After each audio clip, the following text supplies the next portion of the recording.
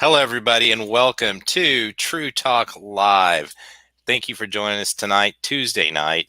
And we're going to have some guests tonight. We'll have Wayne McBride, a retired U.S. Postal Human Resource Officer that's going to give a presentation on how to help you set your retirement up. And we'll also be joined by John Burton, our financial advisor. Let's bring John in now. How are you today, John? Howdy, I'm good. How about yourself? Great.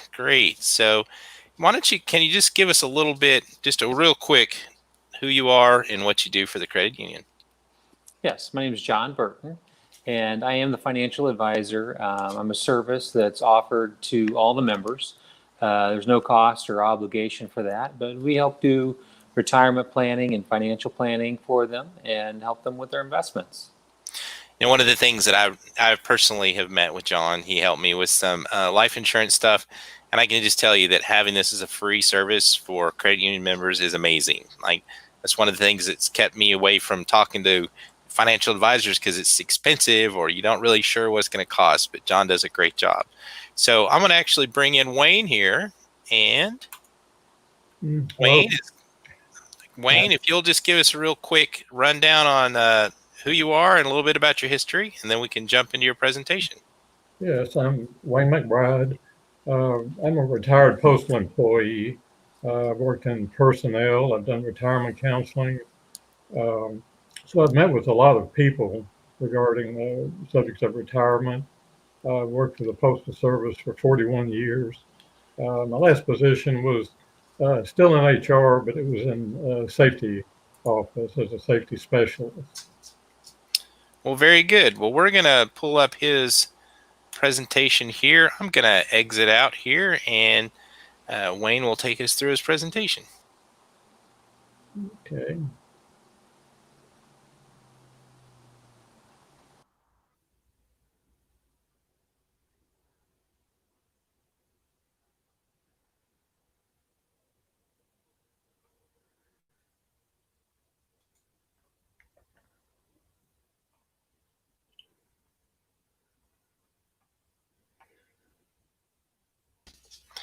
And Wayne, you're good to go. So whenever you want to start.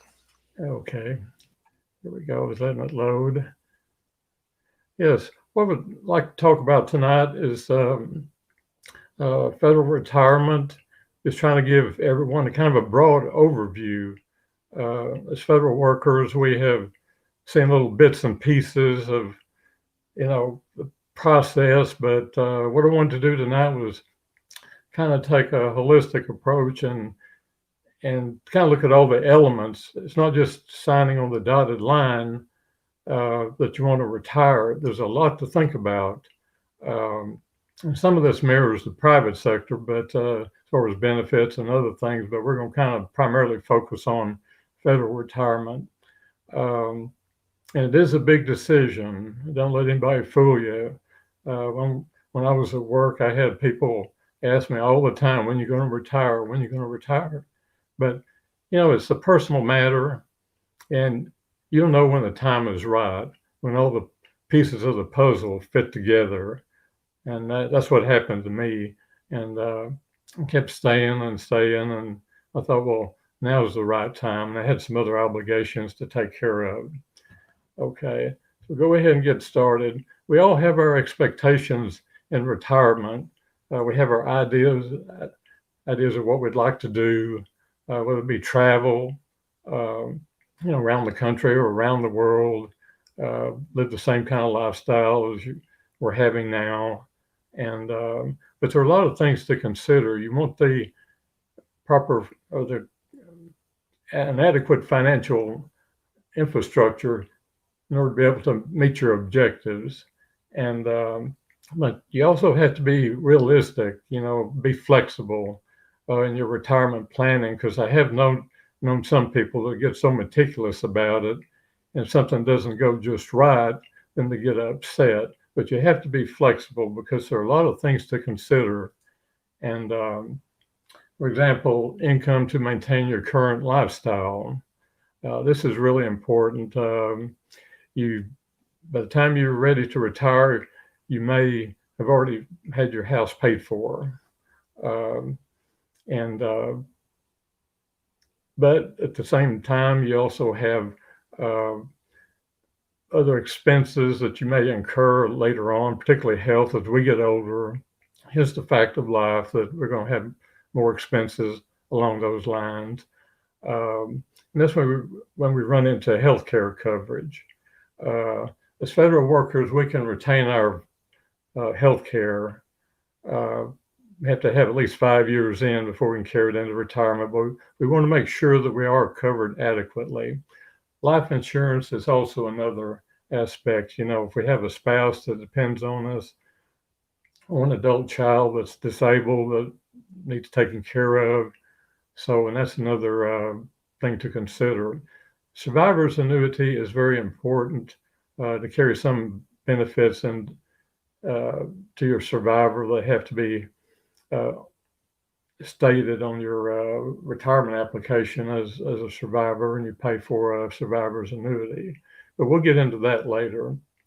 You need to have update beneficiary designations to make sure that if something were to happen to you, that your funds in escrow and at the OPM go to whoever you designate, and it's very important to keep these updated.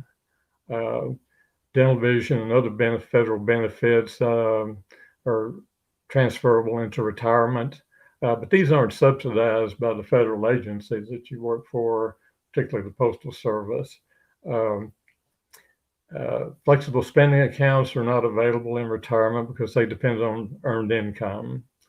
There are a few tax advantages, both federal and state, which I'll mention later. And there are also cost of a living adjustments.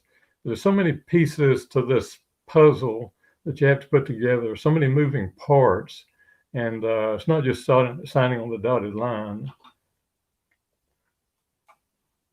There are two basic federal retirement systems that are managed by OPM, which is the Office of Personnel Management.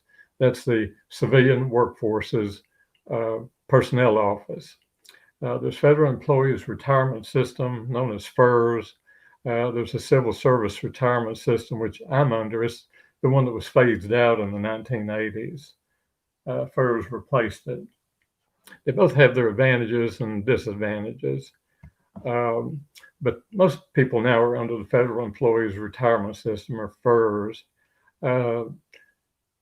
There are three basic parts to this retirement system: your basic annuity, and there is a supplemental annuity if you're eligible. I'll mention that later. Social Security and thrift savings. And thrift savings is an essential part of the FERS retirement system. While I was working in personnel, I noticed some people, just are not planning for retirement like they should, and just barely put enough in there. But some of it's, free money, it's match funds, and I can't imagine anyone not taking advantage of that.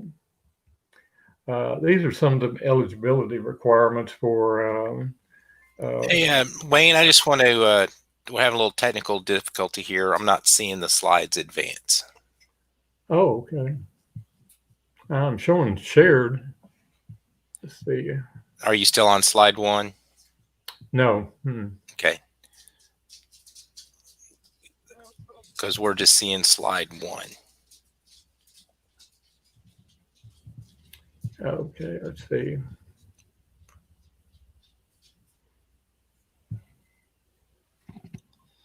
Let's bring it up again. Yeah. It's live, so bear with us, everybody. We're working through some getting this out to you.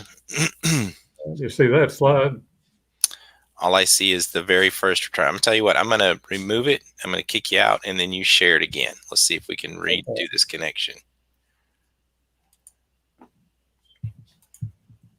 Hold on.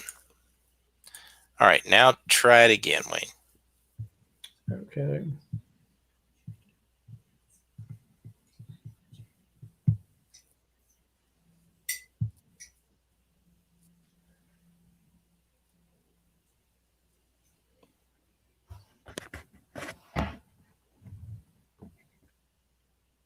Okay, that's the first slide.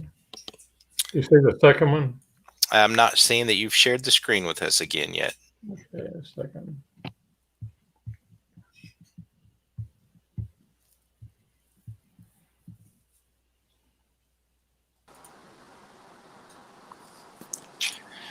Tell you what, while Wayne works on that, John, why don't you give us a little bit more information about your background?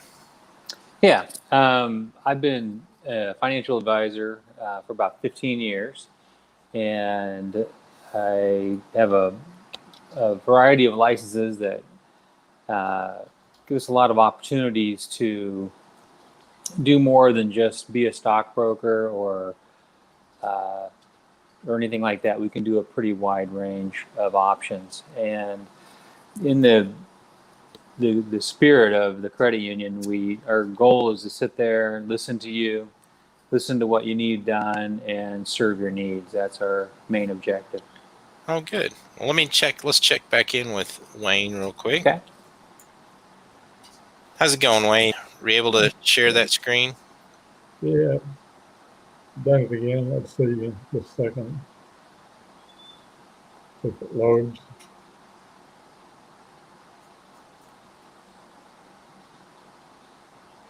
I want to thank everybody for tuning in. If you're tuning in live, you can ask questions in the comments on the YouTube page, and we can even bring in questions later. So feel free to chat and leave some comments there. And I hope everyone is doing good, staying safe. Early voting started Monday, so hope everybody had a plan to get out and vote and try to do it safely. And wear your mask, wash your hands, do all the good stuff. So Okay, let's see. We go to the next slide. I'm still not seeing that you've shared your screen, Wayne. So It's saying on tell you what, I'm gonna remove you, Wayne, and then just try to reconnect. okay. And we'll see. We might have to restart here in a second.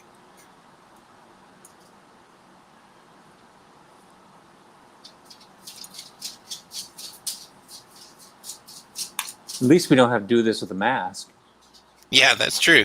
So this is one of the reasons we're trying to do. We've tried to pivot during COVID and change a few things because we don't have members coming into the offices, and normally this would be done in a hotel lobby somewhere or hotel ballroom with snacks and all that good stuff, but we just can't. So we're trying to bring this to you the best we can. And if we have any more technical difficulties, we will stop and restart. Let's see if I can get up over Wayne.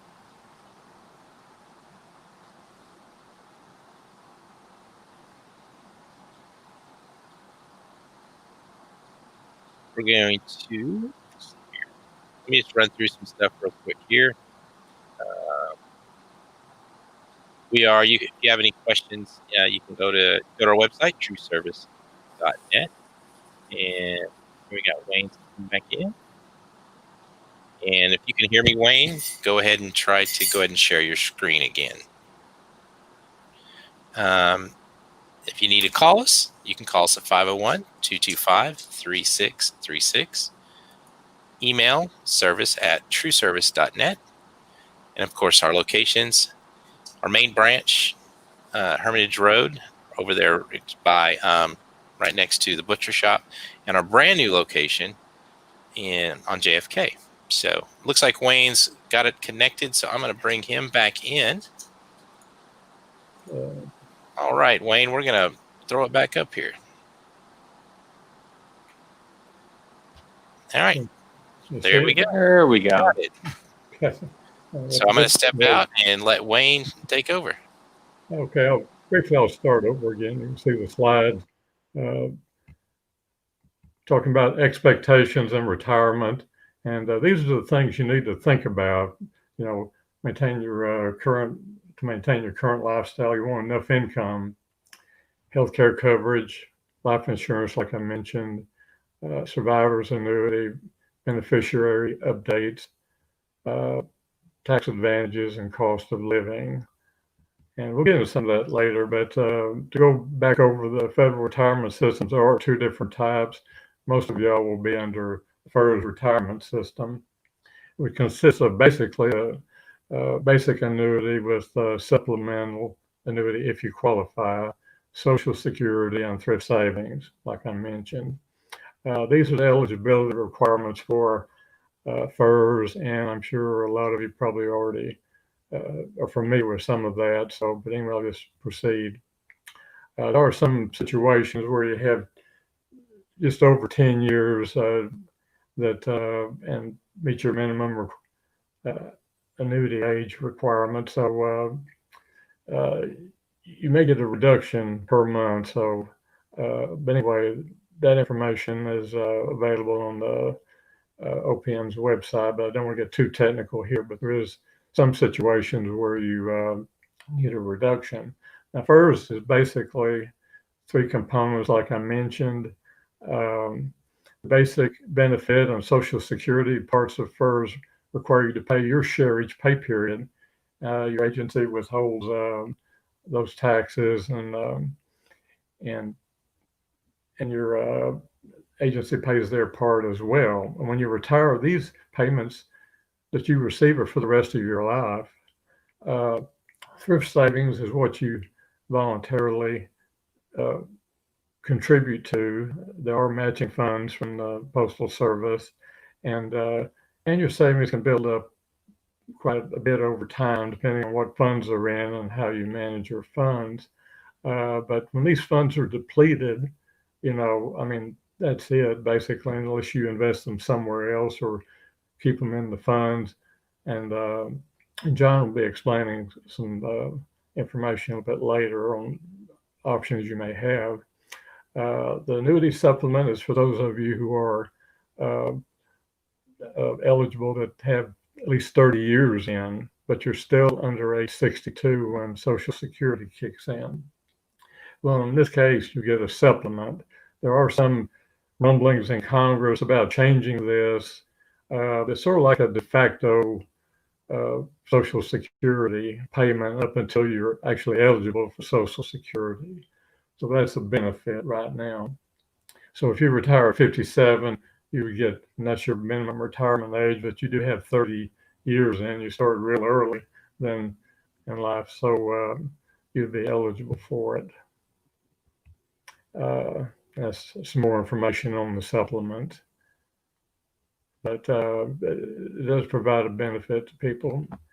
Cost of living adjustments, basically, first, people do not get cost of living until age 62. Civil service does, it's under a different setup, but they do get cost of living.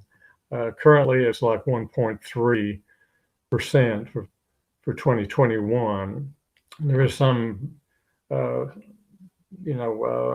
special interest groups that are trying to get that changed and do the cost of living, because as you get older, healthcare costs more and that sort of thing, and they want to make it really more beneficial to retirees, which may be a good thing. But if they put it under the general cost of living, it may not reflect all the actual costs, of older adults. So, civil service retirement system, its income, the income is basically the defined contributory system. Thrift savings plan is optional, but there's still a tax benefit. These are the eligibility requirements for civil service, and this is kind of the dinosaur of the retirement system, federal retirement systems. This is what I'm under. And both under FERS and civil service, it's kind of based on your high 3 average pay for the basic annuity. And for civil service, it's the same way. So the last 3 years generally are your higher salaries, and those are averaged out. So then it creates a percentage that, take a percentage of that and to figure your monthly annuity, because that's what everyone wants to know. But under FERS, you've got several components: the TSP, Social Security, and the basic annuity, and possibly supplement. So you're going to have to, consider all these sources of income together. There are credit for sick leave under civil service, and likewise under FERS as well, and that changed a few years ago. So unused leave that you have would contribute to your service time, which may push you in a little bit higher bracket on your annuity. Okay, and I mentioned the cost of living adjustments, and for civil service, but these cost of living adjustments are not necessarily automatic. There have been times when administrations have stopped them for a period of time, a year or two. So they're not guaranteed, but we're just at the mercy of Congress on that. There are some federal and state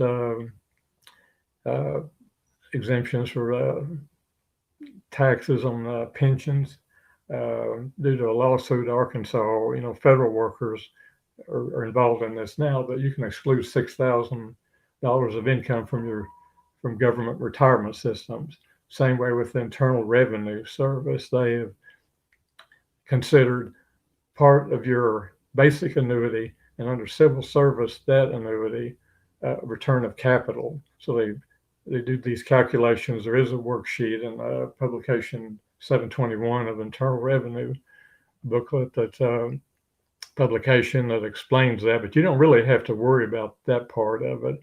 OPM now is telling you which part of your annuity is taxable. So that's a big help there, so you don't manually have to keep track of it.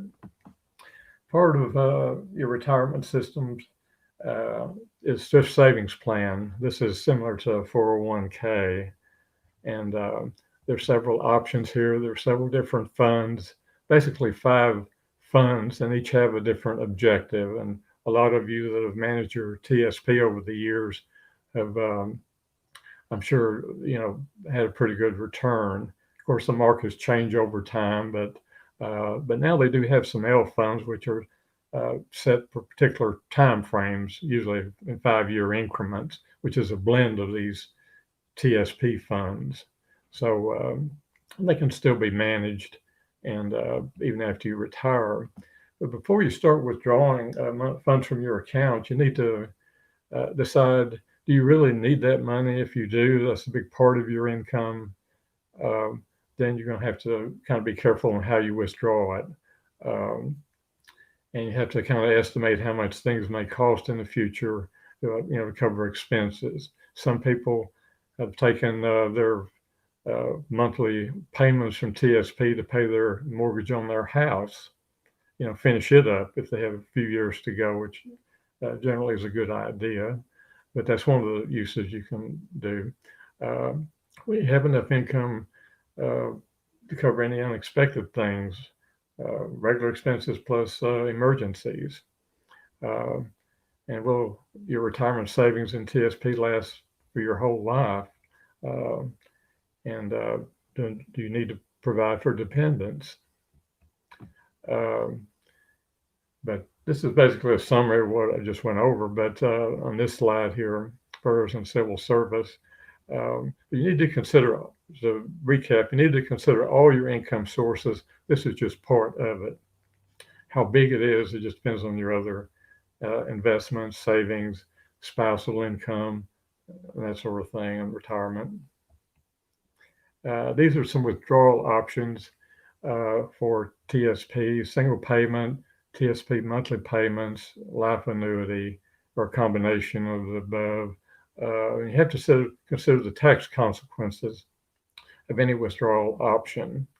So, if you decide to transfer out of TSP, go to a broker or other financial institution, but make sure it's institution to institution. Otherwise, there'll be a hefty tax liability there. And there is a withdrawal deadline, just like with standard IRA accounts. You might have to start withdrawing your account, the minimum amount that the law requires the year following when you become 70 and a half. Health benefits is also very important. You can consider this as a way of minimizing other expenses and managing risk. Health insurance is very important, particularly nowadays. Like I mentioned earlier, you have to be in a federal plan for 5 years before you retire. It doesn't matter which plan. And also, one thing to consider for a surviving spouse is that you must provide some sort of benefit or survivor's annuity for your spouse, and in order for the health benefits to transfer over. If you don't, when you pass away, your insurance is finished. It ends right there. Now, it really gets kind of complicated because some spouses have their own plan, or they're still employed and that sort of thing. There's a lot of considerations in all of this, but most people choose to keep their federal plan. Life insurance, FIGLI. This was established in 1954 as Federal Employees Group Life Insurance. Quite honestly, as you get older, it gets more expensive, as with all insurance.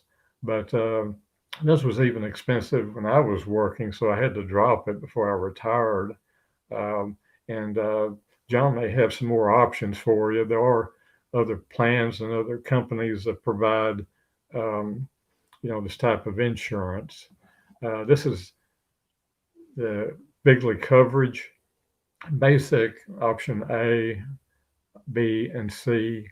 But it is really expensive to try to maintain so many times your annual salary when you retire. I mean, it's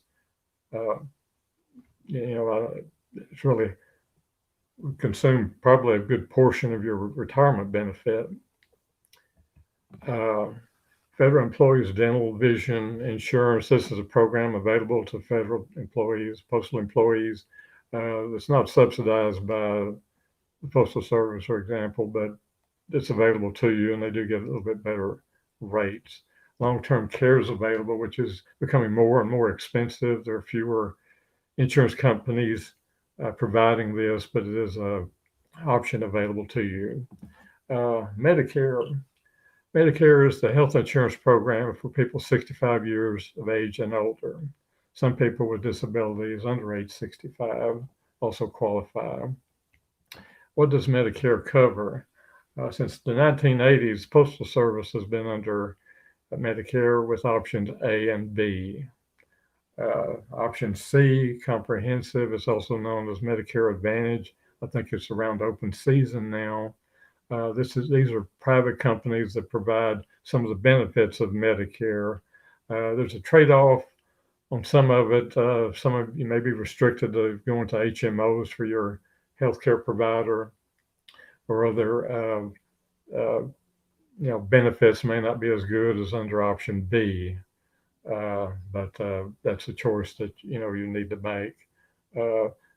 Prescription drug option D. Most federal workers don't need that, and I'll tell you why in just a minute.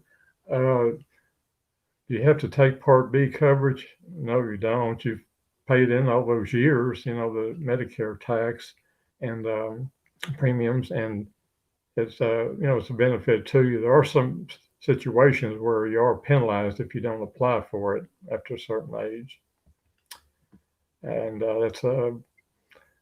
your federal program, health insurance, they can't make you take it, so it's just entirely up to you. Medicare Part D is the prescription drug coverage. Most federal workers don't need it because our federal plans cover prescription drugs. You don't have to buy a supplemental, donut hole type insurance to cover the gaps in some insurance. So, it's best to keep what you've got, do federal plans. So it'd be a waste of money to have additional coverage like that. And they do work well together, our federal health insurance plans and Medicare. Once you become age 65, Medicare is primary and your federal plan is secondary. Your spouse can have maybe under age 65. Well, their health benefits would still be under the federal plan primarily. So it gets a little bit complicated, but they work well together. I've had surgery recently, and it's and hardly anything out of pocket. So it's it's this way it should work. The copays are eliminated a lot of times because Medicare, I think there's a $500 deductible for Medicare, but in my case, Blue Cross will pick up on a lot of that. So as I go to see doctors and use medical services, it's Blue Cross will eventually pay all of it. But making the decision to retire, it is a very important decision. It's one that you have to think about quite a bit. And like I said earlier, that you have to know when it's right for you. No one else, don't let anyone else make the decision for you. Consult with your spouse, your family if you like, but don't let coworkers and other people influence you. Because some things are irrevocable, the things you have to think about. To recap, you have to make decisions regarding your retirement income, your expenses, life insurance, spousal annuities, prepare a financial budget for control, seek professional financial assistance if needed. And there are other options. You've got more to manage now than just signing on the dotted line and, leaving your job, this is some information here on dates to retire. Under FERS, it's primarily the last day of the month, and your annuity will start the following month, and then you get your first check or payment then, and it'd be for that month. civil service, you have to retire the first 3 days of the month to get credit for that month. So there's always a time lag of a month, and then that's when the payment's made. So, um, and on earned annual leave, um, you'll either pick that up at your former work location, or they can mail it to you. If you have earned annual leave, it'll be a lump sum payment. When you time this is really important for taxes, because if you wait till just after the first of the year, say you retire on the last day of December or January 1st, if that's before the new leave year starts, you can actually exceed the maximum allowable if you're an EAS employee. It's usually 560 hours plus. You can maybe save your leave in the last year, you know you're going to retire. You can do that and have one lump sum. Craft employees get paid for 440 hours, period. So that's the way that that's set up there. But if you time it to be paid in the following year that you retire, or like January 1st, for example, for civil service, that you're generally in a lower tax bracket at that time. The Office of Personnel Management will manage all your paperwork. Once it's adjudicated, they'll send you a little booklet to tell you what your benefits are. And you can also set up online an account. These are some of the services that you can do online that's available to you. You will get a 1099-R each year, meaning retirement, what the R is. And they provide a lot of services there. And these are some websites that are really useful. The Office of Personnel Management, they have brochures and booklets that you can use and research on retirement questions that you may have. For example, if you had court orders, spouses, that sort of thing that can get really technical. Or military time, they can explain some of that, military credit, and of course the Social Security Administration and Internal Revenue. But one of the sites that I find most useful is a commercial website, is myfederalretirement.com. And if you sign up on their website for their email, daily emails, I mean, they really keep up with it. I mean, on a daily basis, you've earned your retirement, and you want to enjoy retirement, but you also need to keep up with it, because there's always forces that want to maybe reduce your benefits or change them in some way that may not be beneficial to you. And I've noticed that over the years. I mean, it doesn't matter who's in Congress or the White House, there are forces that want to kind of whittle away at some of our benefits. So, and this website is extremely good about keeping up with things. And I would even suggest, if you're near retirement, just go ahead and sign up for it, the emails, and just stay on top of it. And you put all these pieces together, make your decisions on what you'd like to do in retirement, and your options and benefits, and things will fall into place. And this will help you. Oh, excuse me. And NARF is a National Association of Retired Federal Employees. This is this is a non-paid plug, but this is a very good organization. That's a nominal amount every year for their fees. I think it's $40 or something, but it's worth it. They stay on top of it, and they do lobby Congress to help, continue your benefits and help protect you, because you need someone to speak for you in Congress. And they try to do the best they can on staying up, and they have a pretty good magazine. They give you a list of legislation that may affect retirement, so it's pretty informative. And this just about concludes my part of the presentation. I apologize for the technical difficulties, but and of course you can contact TruService for your needs, and also John will be coming up here. But just keep in mind that there's a lot of moving parts to this, and you need all the guidance you can get, and it'll come to you in time. What you'd like to do, and how you'd like to set up your retirement and plan for it. Because planning can be, the most stressful part of it. But once you retire and relax, and um, you'll be satisfied with your decision. So and I'll just turn it back over to John, and this is my contact information. And if anybody has any more detailed questions, they can contact me. But anyway, I'll do what I can. It may take a few days to get back with you, but I'll be. Because there is quite a bit of information out there that you have to go through to research some questions. But anyway, John. Yeah, well, thank you, Wayne.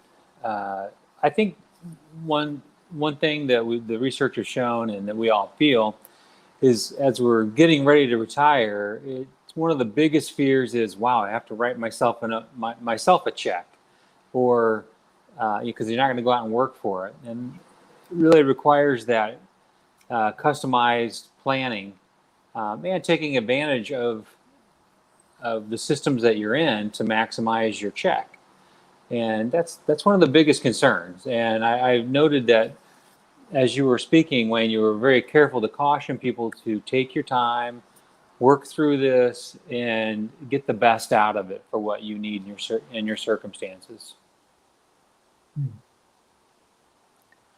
So I think that's probably the biggest fear that most credit union members have is knowing they're going to have to rely on that check. So taking the time to plan for that and to sit down, as we offer with myself, an advisor who can look at your individual situation and circumstances and create a customized plan that makes sense for you. Well, Wayne, that was some really good information. It's a lot to think about if you're retiring, and I appreciate you giving that information to us. For everybody that's watching this now, and everybody that I will take the video and we'll condense it down and edit it. We'll also have a PDF available for you of the slides that were presented, and we can email those to everybody that signed up to watch this live, and to the other USPS employees we have that are getting ready to retire at TruService. So Wayne, I appreciate it. I think we'll let you go now. And thank you, Wayne. Thank you very much. You did a great job.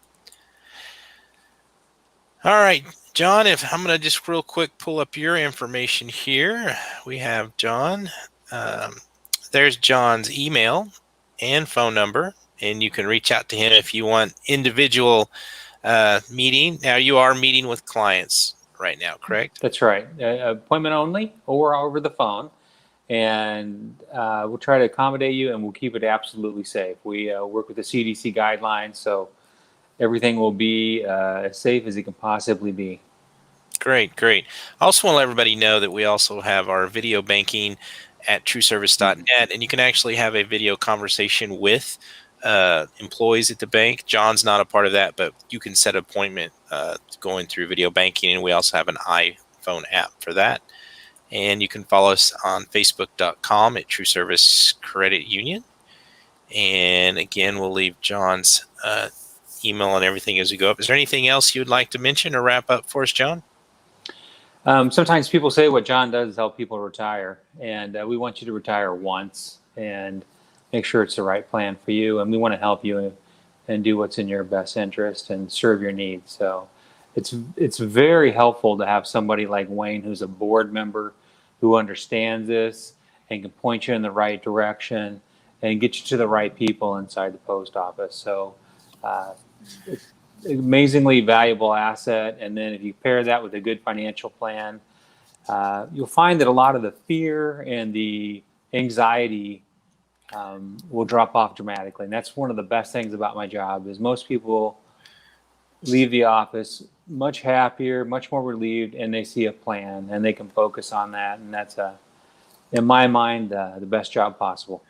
And I'll say from personal experience, we met the first time to go over some of my stuff, and I hadn't done it. I just turned 50. We had a death in the family, and it kind of unsettled myself to where I was. And you met with me that, when we met, you asked me if I was okay. And I said, anxiety had all the stress kind of went away, because I felt, even though we didn't work through everything right then, I knew that we started a plan. So I want everybody to know that I understand completely that financial topics can be very, it's hard to talk about. It can be embarrassing. That was my personal opinion, going into this.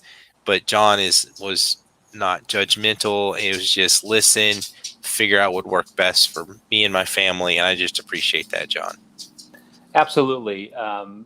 There's nothing to be ashamed of. Hard-earned money to be managed properly is very good, and I'm not a judgy person, and in fact, I like people a lot, and I enjoy getting the opportunity to serve them. And like I said, I think I got the best job in the world.